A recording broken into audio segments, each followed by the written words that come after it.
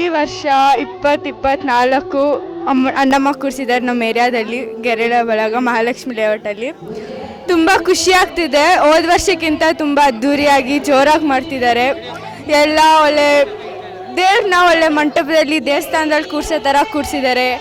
Orchestra 3 ದಿನವೂ ತುಂಬ ಜಾಸ್ತಿ ಅದ್ಧೂರಿಯಾಗಿ ಜೋರಾಗಿ ಹಬ್ಬ ನಡೆಯುತ್ತೆ. ಊಟ ಹಾಕ್ಸ್ತಾರೆ ಎಲ್ಲ ಏರಿಯಾದಲ್ಲೂ. ತುಂಬ ಜೋರಾಗಿ ಅಂದರೆ ಜೋರಾಗಿ ನಡೆಯುತ್ತೆ.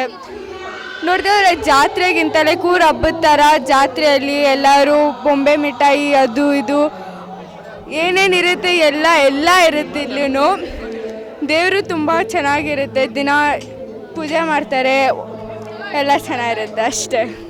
ನನ್ನ ಹೆಸರು ಯಶೋಧ ರಾಮಕೃಷ್ಣ ಅಂತ.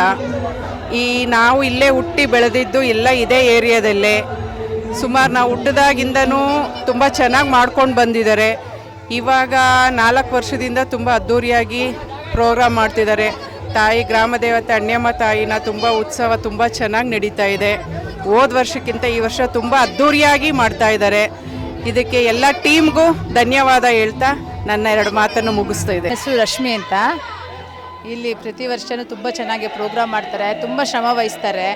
ತುಂಬ ಅಂದರೆ ಇದು ಡೆಡಿಕೇಶನ್ ತುಂಬ ಬೇಕು. ಯಾಕೆಂದರೆ ಇದು ನಾರ್ಮಲಾಗಿ ಎಲ್ಲರೂ ನಾರ್ಮಲಾಗಿ ಮಾಡೋವಂಥದ್ದು ಆಗೋದಿಲ್ಲ. ಎಲ್ಲರೂ ಒಟ್ಟಿಗೆ ಒಂದು ಗ್ರೂಪಾಗಿ ಮಾಡ್ತಾ ಇದ್ದಾರೆ.